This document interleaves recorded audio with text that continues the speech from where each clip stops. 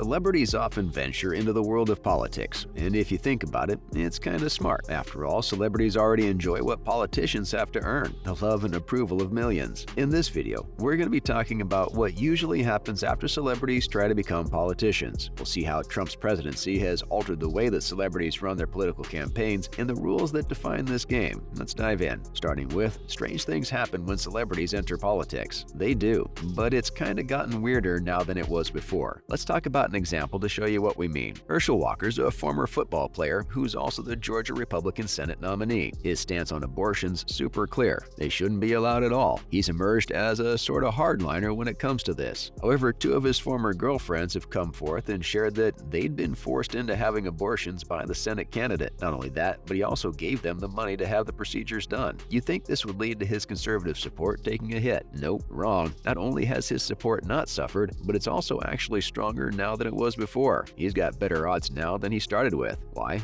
Because he's first a celebrity and then a politician. Next up, what do the experts say about such phenomena? Sociocultural anthropologists who've studied political corruption in the US and Latin America have got some answers for us. According to them, candidates such as Walker now benefit from things that would have led to their downfall in the past. The reason for this is the template that Donald Trump's provided to turn celebrity status into political status. Further up, Trump's template. Well, Trump's kind of paved the way to start out your political career with a bang if you're already a star. He did too. He went from being a figure in real estate and a TV personality to the leader of the Republican Party. His most obvious tactic involves communicating with the public in such a manner that any breach of the conventions just interpreted as entertainment. Basically, Trump works to entertain the audience rather than promise them the political conduct that they're seeking. If the public loves your personality, your fame kinda shields you from having to answer for the inappropriate ways you go about garnering political favor. Many new political candidates with celebrity status have caught on to this, and they seem to be cashing in on it. Kari Lake and Pennsylvania's Republican Senate candidate Mehmet Oz currently followed the Trump template. They utilized their personality's charisma to dodge the consequences of their actions, and it kinda did work, even though Dr. Oz lost. Personality totally eclipses policy, and public favor remains. Moving on, Lake and Oz utilizing the Trump template. Kari Lake's got a TV background much like Trump. She was a news anchor at a Fox TV station before she announced that she'd be running for governor in 2021, meaning she already had a good following in the state of Arizona. However, her campaign featured multiple political stunts. She once stated that Katie Hobbs, her rival, actually dressed up as a chicken and broke into her campaign office. Yes, that's not us describing a sitcom. Those are the words of an aspiring politician. Apart from her lies about Hobbs, she also said a whole lot of stuff about journalists that's totally uncalled for. These antics sound like the sort of stuff that energizes Trump supporters. Next, it's Oz from the Dr. Oz Show. He's now gone from offering advice on health and diet-related issues to openly criticizing his political opponent's diet. Such behavior makes politics about your own personal interests, and the conversation's removed from essential policies. During October 2022's live debate, Oz made a jab at his opponent, John Fetterman. He actually asked him if he was able to understand and answer him. This was a low blow, as it was meant to place focus on the fact that Fetterman had recently recovered from a stroke he had in May 2022. Oz got his own showmanship and style that works quite similar to what Trump liked to do, like whipping out a sheriff's badge during a debate,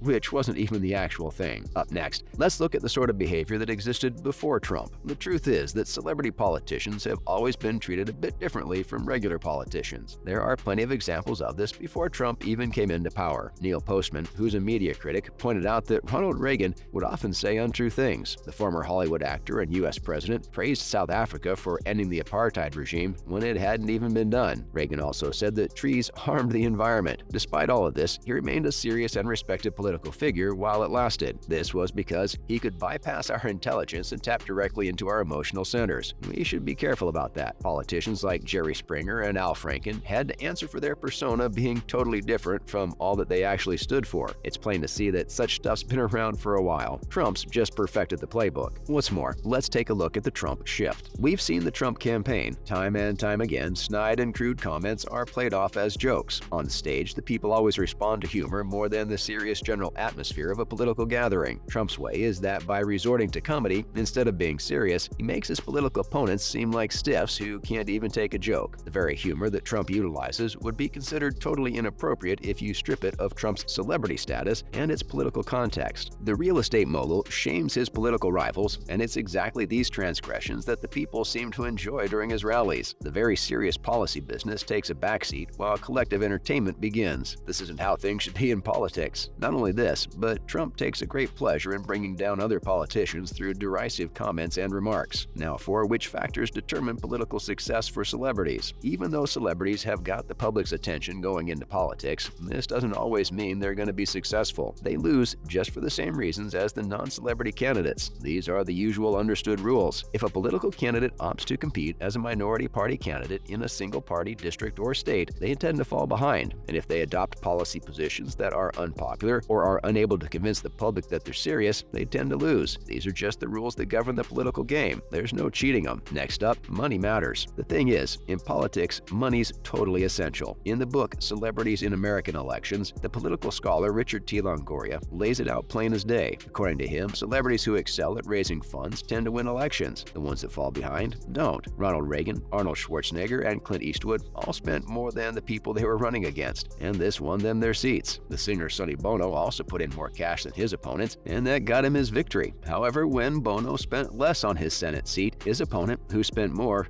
beat him in 1992. The fact is that raising funds increases the credibility of a candidate. It shows publicly that the people have got faith in the candidate. This also allows them to seek out and employ competent people to guide them effectively through the political campaign process. In politics, the money will point you to the successful candidate. Further up, let's talk about some of the other rules of the game. Rules of the game basically mean the trends that are at play when a candidate fights an election, whether they're a celebrity or not. Here, factors such as whether a candidate's incumbent, if they've got name recognition, and their party affiliation become super important. Even though celebrities are famous going into the game, they haven't got as much going for them politically as you'd think. For instance, political science shows that it's always easier if you're going to flip an open seat. Defeating an incumbent's tough. Suppose a party representative announces they aren't going to be running again. In that case, a different party has a chance at the same seat. If the same representative's running, the political odds stack against removing him. It doesn't matter if you're a celebrity. Also, sometimes election rules kind of help out if they're in your favor. The U.S. plurality rule allows the candidate with the most votes to win. The Electoral College system has allowed election wins even when the celebrities weren't backed by the majority. This means that they didn't have the majority of the popular vote, but they still win. Finishing up with future celebrities in politics. Even though the world of politics has its own rules, we're likely going to see more celebrities turn to politics in the future. Their popularity is definitely an essential factor in their decision to do so. As a general rule, however, it's observed that stars who've got political exposure tend to do better at running the office. Schwarzenegger's an example of this fact. Anyway, celebrities have got to play the game just like all the other candidates. That's all for today from our side. Who's your favorite politician who's also a celebrity? Let us know in the comments below. Don't forget to like and subscribe. Goodbye for now, and see you in the next one. I underestimated his skill level in returning the ball. You know, it's all about stepping. You got to step with it. Nah. It looks like you're lining up for a field goal.